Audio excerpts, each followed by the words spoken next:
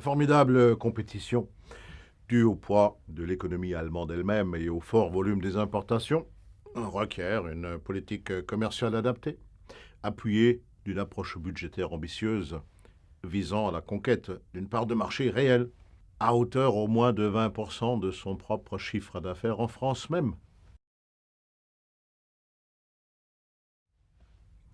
Il y faut une approche stratégique virginale, selon la trilogie antique, avec, premièrement, un objectif, deuxièmement, des moyens et troisièmement, du temps. Sur un marché aussi compétitif, la conquête de parts de marché est longue. Du fait de la concurrence établie, mais aussi d'une forte logique communautaire des acteurs économiques et enfin d'une approche extrêmement prudentielle dans toute chose. Il se trouve que toute action ponctuelle est vouée à l'échec. Une action doit être inscrite dans le temps, c'est-à-dire à moyen terme. Il faut envisager un point mort entre 3 et 5 ans. Et un retour sur investissement, ou ROI, à terme plus long encore, 5-7 ans. Les moyens. L'export à destination de ce type de marché ne peut être envisagé sans des investissements conséquents. Des investissements commerciaux permettant à la fois un impact commercial lors de la prise de marché, lorsqu'on arrive, mais aussi pour la garantie de sa pérennité dans le temps, car la concurrence ne dort pas. Les moyens à mettre en œuvre sont donc très conséquents et tout plan d'action doit être appuyé d'une réelle ingénierie financière. Les financements existent. Encore faut-il témoigner d'un plan d'action cohérent. Par ailleurs, il faut éviter la politique des petits pas. Les Allemands ne sont pas les plus créatifs, contrairement à ce qu'on imagine. Cela dit, quand un acteur du marché, surtout un étranger, arrive à enclencher une véritable dynamique commerciale et à mettre en place un produit nouveau, tout le monde s'y met. Me too. Et la règle est celui qui n'aura pas pris rapidement des positions fortes sera évincé. L'objectif, ensuite, vendre dans un univers compétitif, implique des choix, la sélection de produits et de services innovants, présentant une différenciation suffisante.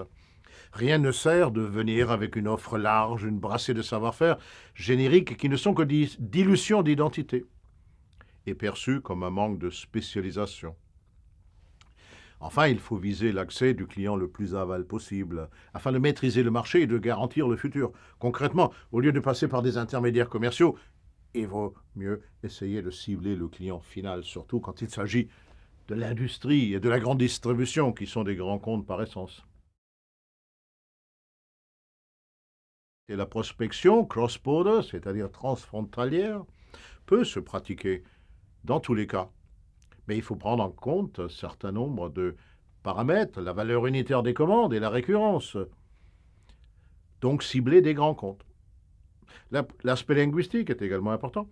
Si l'anglais est maîtrisé en première approche, il faut rassurer, donc parler allemand. Et en tout état de cause, c'est un facteur avantageux.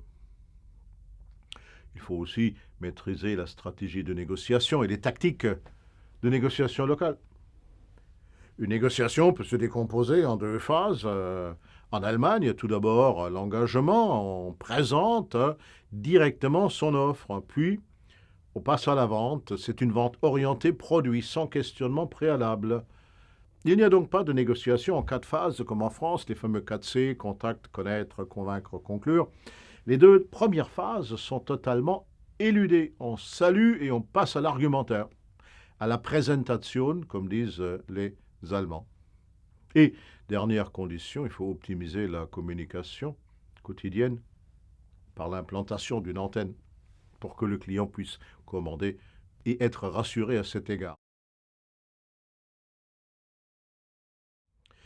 Votre stratégie ne doit donc pas être aléatoire au relevé de l'opportunité. Selon votre produit ou service et la clientèle ciblée, il y a des lois pour l'optimisation du développement commercial à l'étranger.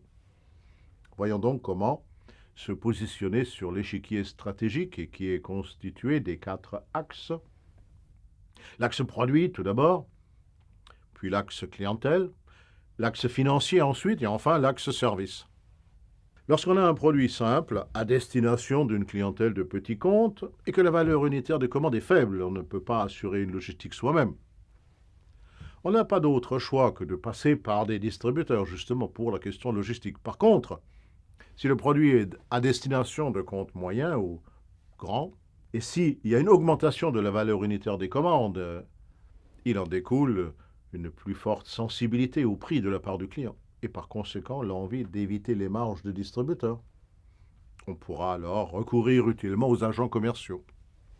Cela dit, quand on a des produits techniques, même simples, à destination de petits comptes ou moyens comptes, on peut recourir aux distributeurs, mais en les ayant baqués d'un support technique conséquent en cas de besoin.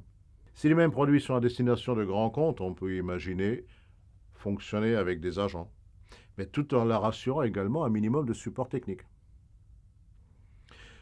Lorsque l'on gagnera une part de marché raisonnable, on pourra toujours recruter ultérieurement des collaborateurs. Enfin, dans le cas de produits techniques à destination de très grands comptes, compte tenu des volumes et du fait que les achats deviennent stratégiques, ceux-ci veulent généralement un lien direct avec le fournisseur, avec la source de la technique pour avoir une maîtrise totale de cette technique. Là, on ne pourra pas surseoir au recrutement de collaborateurs salariés. Lorsqu'on a des produits techniques complexes et que l'on fait du développement, les clients n'accepteront pas le recours à un intermédiaire qui peut être source de perte d'informations et de déboires. Il s'agira d'avoir un commercial salarié et d'assurer une présence conséquente auprès du client. Si en outre on offre des solutions individuelles avec du développement spécifique, et lorsque le développement requiert une intégration technique forte avec le client, une discussion quotidienne sur les projets, il y aura nécessité de proximité au plan du bureau d'études et il faudra une implantation locale. Comme il n'y a quasiment pas de chômage en Allemagne, imaginez mettre en place un bureau d'études à partir de rien est totalement illusoire. En l'occurrence, il s'agit donc de racheter une entreprise locale, le cas échéant un simple bureau d'études, pour ensuite le développer. Lorsque l'on offre des services en B2B, c'est la même remarque que précédemment, bien évidemment. Il s'agit de racheter une entreprise. Le marché allemand est donc essentiellement un pays de grands comptes techniques qui attend des solutions originales, en conséquence de quoi le développement commercial passe généralement par la mise en place de propres équipes commerciales pour assurer sa spécificité, pour la faire valoir et pour rassurer le client.